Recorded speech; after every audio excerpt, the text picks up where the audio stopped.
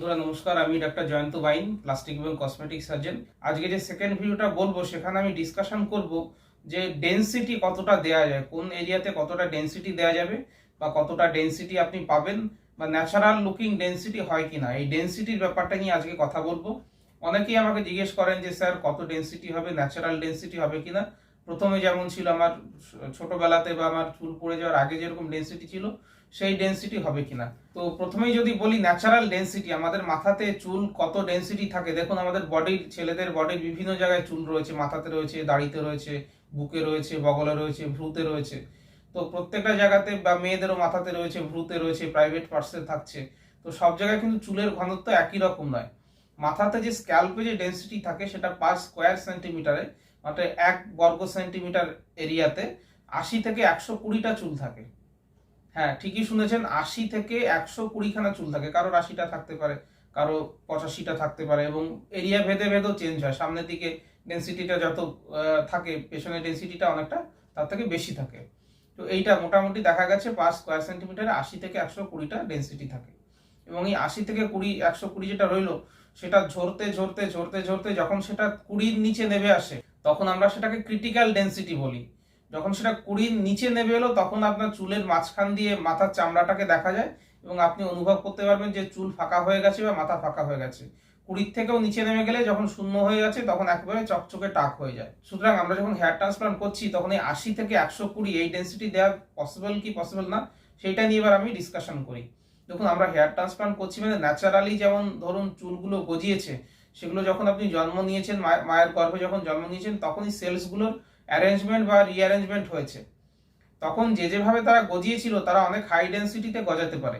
একবার tissue formation হয়ে যাওয়ার পরে আমরা যখন আর্টিফিশিয়ালি চুলের জন্য রাস্তা তৈরি করে দিচ্ছি, আমরা কি করি, যে এরিয়াতে চুল খালি হয়ে গেছে বা যে এরিয়া টাক পড়ে গেছে, সেখানে আমরা সূচ দিয়ে বা আমরা নিডল দিয়ে ফুটো ফুটো করে দিই।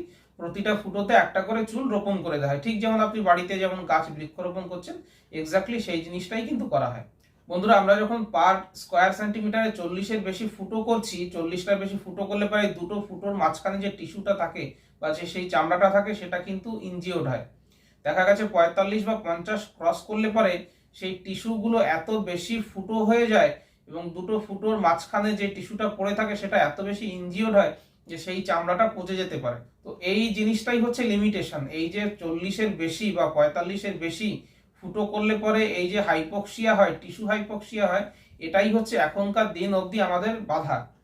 বন্ধুরা, আমি একটা উদাহরণ দিয়ে বলবো। আজ থেকে 100 বছর আগে তো এরোপ্লেন ছিল না, আজ থেকে 100 বছর আগে ইলেকট্রিক ট্রেনও ছিল না। তখন মানুষ অন্যান্য যানবাহনে, গরুর গাড়িতে, বা ধরুন তারা হেঁটে যাতায়াত করতেন বা ঘোড়ার পিঠে যাতায়াত করতেন। যত সায়েন্স অ্যান্ড টেকনোলজি বাড়ছে, তত ধীরে ধীরে কিন্তু আমরা আরো এগোতে পারছি। আমরা এরোপ্লেনে চড়ছি, এখন তো শব্দের থেকেও বেশি গতিতে সুপারসনিক প্লেন আছে। তো এরকম ডেফিনেটলি আমরা যখন প্রথম দিকে 1940 বা 1950, 1960-এর দশকে যখন হেয়ার ট্রান্সপ্লান্টের ব্যাপারটা ছিল, তখন কিন্তু হেয়ার ট্রান্সপ্লান্টের টেকনোলজি অন্যরকম ছিল। তখন জুরি ফ্ল্যাপ করা হতো। তারপর এলো পাঞ্চ গ্রাফট, বড় বড় পাঞ্চ, মেয়েরা যেমন মাথায় টিপ পরে, সেরকম বড় বড় গ্রাফট একটা একটা গুচ্ছ তুলে এনে বসানো হতো। এখনো আপনি পাঞ্চ গ্রাফট দিয়ে সার্চ করলে পরে সেই ছবিগুলো পাবেন। এখন আমরা এক একটা ফলিকুলার ইউনিট করে বসাচ্ছি। তো এমনও হতে পারে যে আজ থেকে হয়তো 15 বছর বা 20 বছর পরে আমরা নতুন টেকনিক পাবো, যেখানে 40-এর বেশিও চুল বসানো যাবে। কিন্তু এখনকার দিনে, আজকেকার দিনে, আজকে এই 2021 সালে দাঁড়িয়ে আমরা 40 থেকে 45 ম্যাক্সিমাম ডেন্সিটি দিতে পারি। তার থেকে বেশি ডেন্সিটি দেওয়া যায় না। কারণ তার থেকে বেশি ডেন্সিটি যদি অ্যাটেম্প করি, তাহলে গ্রাফটও যেমন পচে যাবে, স্কিনও তেমনি পচে যাওয়ার সম্ভাবনা থাকে। এবং এই জিনিসটা, এই স্কিন পচে যাওয়ার সম্ভাবনা, যারা স্মোকিং করেন তাদের প্রায় 10 গুণ মতো বেশি সম্ভাবনা থাকে। বা ডায়াবেটিক পেশেন্ট, যারা যারা সুগারের পেশেন্ট, তাদেরও কিন্তু চামড়া পচে যাওয়ার চান্সেস থাকে। তাদের ক্ষেত্রেও কিন্তু 40-এর বেশি আমরা ক্রস করি না। তো সুতরাং বুঝতে পারেন বন্ধুরা, যে ন্যাচারাল যে ডেন্সিটি 80 থেকে 120, সেটা কখনোই দেওয়া পসিবল নয়। অন্তত আজকের দিনে দাঁড়িয়ে আমরা 40 থেকে 45 ম্যাক্সিমাম দিতে পারি। এবং এই ম্যাক্সিমাম ডেন্সিটি যেটা, সেটা ফ্রন্টাল এরিয়াতে আমরা দিই।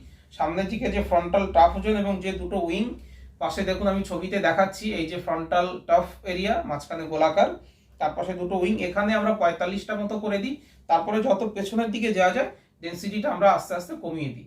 হেয়ার ট্রান্সপ্লান্টটা বন্ধুরা একটা সায়েন্স এবং আর্ট, দুটো জিনিসের কম্বিনেশন। সায়েন্স হচ্ছে কি, ডাক্তারবাবু করবেন, তো ডাক্তারবাবুকে জানতে হবে কেন হেয়ার ট্রান্সপ্লান্ট করব, কতগুলো গ্রাফট নেব, কিভাবে মার্কিং করব, কি করলে পরে গ্রাফটা ভালো থাকবে, কি করলে পরে গ্রাফটা ইনজুরি হয়ে যাবে, কতক্ষণ বডির বাইরে রাখবো, কি টেম্পারেচারে রাখবো, এই জিনিসগুলো কিন্তু একজন ডাক্তারবাবু সায়েন্স যদি না জানেন, হেয়ার ট্রান্সপ্লান্ট সায়েন্সটা যদি তিনি না জানেন, তিনি যদি পড়াশুনো না করে থাকেন, তিনি যদি প্লাস্টিক সার্জন না হন, তিনি কিন্তু সায়েন্স জানলেন না। হাতুড়েকে দিয়ে চিকিৎসা করা এবং একজন পাস করা ডাক্তারের মধ্যে দিয়ে চিকিৎসা করার মধ্যে যে ডিফারেন্স, একজন নন ডক্টরকে দিয়ে কাছে যদি আপনি হেয়ার ট্রান্সপ্লান্ট করান, তিনি কিন্তু সায়েন্সটা না জেনেই করে যাচ্ছেন। হয়তো তিনি ভালোই করছেন কিন্তু সায়েন্সটা না জেনে করছেন, তার কাছে কিন্তু অ্যাডভান্সমেন্ট পাবেন না, অ্যাডভান্স থেরাপি তার কাছে পাবেন না, অ্যাডভান্স চিকিৎসা পাবেন না। সে জাস্ট কপি করতে পারে কিন্তু নতুন করে ভাবনা চিন্তা করার এই জিনিসটা নেই। আর নতুন করে ভাবনা চিন্তা না করলে পারে নতুন নতুন টেকনোলজি আসবেই বা কি করে। এই চিন্তা ভাবনাটা ডাক্তারবাবুরা করে থাকেন, আমরা প্লাস্টিক সার্জনরা করে থাকি। প্রতি বছর আমাদের ইন্ডিয়াতে এবং বিদেশি ইন্টারন্যাশনাল কনফারেন্সগুলো হয়, সেই কনফারেন্সগুলোতে যেতে হয়, আমরা বিভিন্ন দেশের ডাক্তারবাবুরা বসে আলোচনা করি কি করে আমরা আরো বেটার জিনিসটা দিতে পারি। তো যাই হোক, এটা গেল সায়েন্স, হেয়ার ট্রান্সপ্লান্টের পেছনে সায়েন্স। এবার আর্টস হচ্ছে আপনি কি করে 40টা গ্রাফট দিয়ে, যেখানে 100টা থাকে, 80টা থাকে বা 120টা থাকে, সেই জায়গাটাকে 40টা দিয়ে আপনি কি করে ভালো দেখাতে পারবেন, সেটা আপনাকে আর্টিস্টিক হতে হবে। তাহলে হেয়ার লাইনটা আর্টিস্টিক হতে হবে, আপনাকে জিগজ্যাগ প্যাটার্নে হেয়ারগুলো বসাতে হবে। দেখুন আমি এই 5টা আঙুল ধরছি, আমি যদি ঠিক এর পেছন পেছন 5টা বসাই, তাহলে কিন্তু আঙুলের মাঝখানে ফাঁকাগুলো আপনি বুঝতে পারছেন। কিন্তু আমি যদি এটাকে সরিয়ে দিই, দেখুন মনে হবে ভরাট হয়ে গেছে। দুটো আঙুলের মধ্যে ফাঁকা দেখুন কতটা কমে এসছে, দেখুন এবারে ফাঁকা মনে হচ্ছে, এবারে দেখুন ভরাট হয়ে গেছে। তো এই যে আমরা যখন হেয়ারগুলো বসাচ্ছি বা আমি যখন পাঞ্চ করছি বা হেয়ারগুলো যখন ফুটো করছি মাথাতে, তখন কিন্তু লুপ করে করতে হবে এবং আর্টিস্টিক্যালি করতে হবে। হেয়ার লাইনের আর্টিস্টিক্যালি ব্যাপার রয়েছে, সেগুলোকে কোন অ্যাঙ্গেলে দেবো সেটা একটা আর্টিস্টিক ব্যাপার, সেটাকে পেছনে দেবো না পাশে পাশে দেবো সেটা একটা ব্যাপার। তাহলে হেয়ার ট্রান্সপ্লান্টের এই সায়েন্স এবং আর্টস যেখানে আপনি জানতে পারবেন বা যে ডাক্তারবাবু জানবেন, সেই ডাক্তারবাবুর কাছে করলে পরে কিন্তু ভালো রেজাল্ট আসবে এবং ওই 40টা করলেই ভালো রেজাল্ট আসবে। এমন নয় যে 40টার বেশিই করতে হবে, কারণ কারো 40টার বেশি করার অ্যাটেম্প করলে পারে চামড়া পচে যেতে পারে এবং সেটা একটা ক্যাটাস্ট্রফিক হবে আপনার জন্য, যে ডাক্তারবাবু করছেন তার জন্য। কারণ মাথাতে জাস্ট চামড়ার নিচেই হাড় থাকে, সুতরাং এখানে চামড়া পচে গেলে পরে সেটা ম্যানেজ করা অত্যন্ত টাফ জিনিস হয়ে থাকে। এবং এই যে মাথার চামড়া পচে যাওয়া, এটা কোনো আনকমন জিনিস নয়। আপনি ইন্টারনেটে হেয়ার ট্রান্সপ্লান্ট কমপ্লিকেশনস লিখে সার্চ করলে পরেই জিনিসটা দেখতে পারবেন। তো বন্ধুরা, হেয়ার ট্রান্সপ্লান্ট নিয়ে আমি যেটা এই ভিডিওটাতে বলার চেষ্টা করলাম, সেটা হচ্ছে natural density is not possible. Natural density দেওয়া পসিবল নয়, কারণ ন্যাচারালি 80 থেকে 120টা থাকে, আমরা সর্বোচ্চ আপনাকে 40 থেকে 45টা দিতে পারবো। এটা যে কোনো হেয়ার ট্রান্সপ্লান্ট সেন্টারের ক্ষেত্রেই সত্যি। এবং এই 40টা বা 45টা গ্রাফট দিয়ে কি করে আপনার লুকটাকে বেটার করা যাবে, সেই জিনিসটা আপনাকে বুঝতে হবে বা সেই জিনিসটা আপনাকে দেখতে হবে, যে 45টা গ্রাফট দিয়েও যাতে আমাকে 80টার মতো মিমিক্রি হয় বা 80টার মতো মনে হয়। সেই সায়েন্স এবং টেকনোলজি, সেই জিনিসটাকে যাকে দিয়ে করাচ্ছেন তার যদি আয়ত্তে থাকে, তাহলে আপনি ভালো রেজাল্ট পাবেন। আর যদি হেয়ার ট্রান্সপ্লান্ট করতে চান বা আপনার মনে হয় কি আমাদের সঙ্গে আমাদের পরামর্শ নেবেন বা আমার পরামর্শ নেবেন, তাহলে নিচে আমার হোয়াটসঅ্যাপ নম্বর দেওয়া রয়েছে, হোয়াটসঅ্যাপ নম্বরে আপনি আপনার মাথার ছবি পাঠিয়ে দিতে পারেন। তাহলে আমি দেখে কতগুলো গ্রাফট লাগবে, আপনাকে কত দফাতে করতে হবে, কত খরচ হবে, সমস্ত ডিটেলস বলে দেবো। ভিডিওটা এতক্ষণ ধৈর্য ধরে দেখার জন্য আপনাদের সবাইকে ধন্যবাদ। ভিডিওটাকে লাইক করবেন, শেয়ার করবেন, আমার চ্যানেলটাকে সাবস্ক্রাইব করবেন। আর অন্যান্য ভিডিওগুলো দেখার জন্য আমন্ত্রণ রাখলাম। নমস্কার, ধন্যবাদ।